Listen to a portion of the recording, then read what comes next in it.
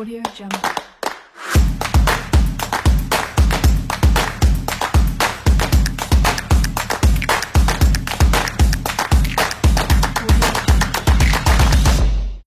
Aujourd'hui, j'ai choisi de rendre hommage à ma sœur qui est décédée il y a 8 ans.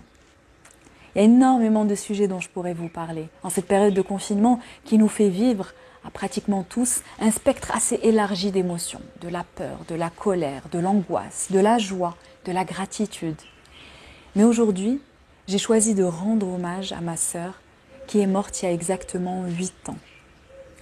J'ai choisi de lui rendre hommage en partageant avec vous son chant du cygne.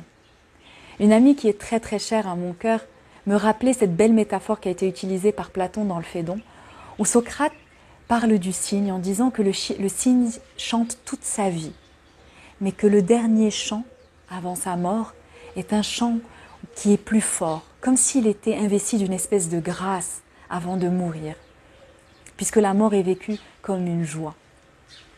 Le chant du cygne, c'est les dernières paroles que partage une personne avant de mourir. On dit que c'est le sens qu'elle donne à sa vie avant de mourir, avant que son corps physique ne disparaisse. Les quelques minutes qui ont précédé la mort de ma sœur, Allah yarhamha, paix à son âme, j'étais à ses côtés. Et les quelques mots de lucidité que j'ai pu capter, puisque je ne sais pas si elle était complètement lucide, vu qu'elle me parlait de verdure, elle me parlait de chant. Hind, ma sœur, paix à son âme, m'a dit « Maintenant, je comprends qu'il fallait simplement accepter. » J'ai compris cette phrase, elle avait du sens. Et elle a continué à avoir du sens au fur et à mesure de ces 8 années. Et je vous assure qu'il y a encore quelques jours, je l'ai comprise encore différemment. Ma sœur, de son vivant, s'est acharnée sur certaines choses. Elle s'est acharnée à avoir certaines choses. Et ce qu'elle a compris, quelques minutes avant que son corps physique ne disparaisse, c'est qu'il fallait simplement accepter. Et c'est ça que j'aimerais partager avec vous, mes amis, aujourd'hui. Qu'est-ce que vous n'acceptez pas dans votre vie et qui vous empêche de vivre? Qu'est-ce que vous avez besoin d'accepter? Sur quoi est-ce que vous avez besoin de lâcher prise pour vivre? Et êtes-vous réellement vivant?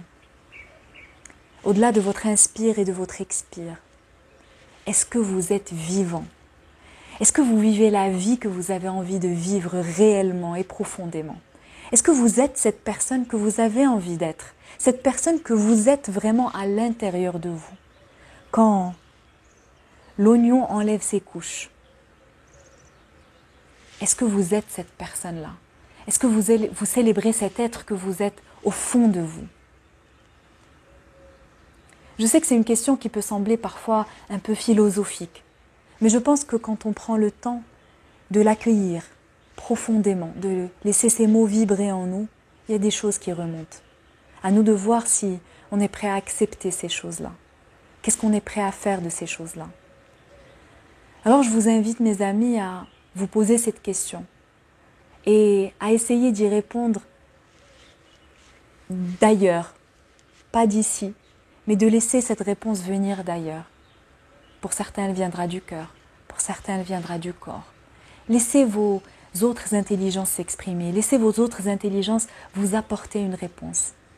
Et lâchez prise sur la réponse cartésienne qu'on a l'habitude de rechercher, c'est-à-dire une réponse nette, précise, claire, en une fois.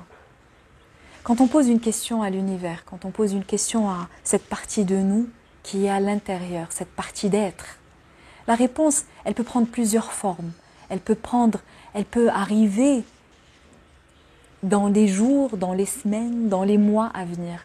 Elle peut prendre la forme d'un rêve, elle peut prendre la forme d'un message, elle peut prendre la forme d'un appel que vous recevez d'un ami, elle peut prendre la forme d'un message qui vous vient, d'une chanson, de quelque chose. Accueillez ces messages et soyez ouverts à ce qui vient et expérimentez. Expérimentez. Et posez-vous la question de qu'est-ce que vous avez aujourd'hui besoin d'accepter pour pouvoir avoir accès à cette vie, pour pouvoir avoir accès à cet être que vous êtes réellement et profondément. Et regardez quel premier petit pas est-ce que vous pouvez faire. Pour certains, ça peut être commencer simplement à s'autoriser une introspection. Ça peut être de commencer à méditer 5 minutes par jour, 10 minutes, peut-être plus avec cette période de confinement qui est une bénédiction dans un certain sens. Parce que quand est-ce que dans notre vie, on a eu le luxe de pouvoir avoir autant de temps pour nous, autant de temps, certains sont enfermés seuls, certains sont avec leur famille. Mais prenez vraiment cette période-là comme une bénédiction et faites ce que vous n'avez pas l'habitude de faire. Recommencez à faire ce que vous avez perdu et ce que vous aviez l'habitude de faire avant, quand tout allait bien, quand vous n'aviez pas toutes ces responsabilités, quand vous n'aviez pas tout ce poids sur vos épaules. Je vous souhaite une merveilleuse journée et je vous souhaite d'explorer. Je vous souhaite d'accepter. Je vous souhaite de sourire à la vie.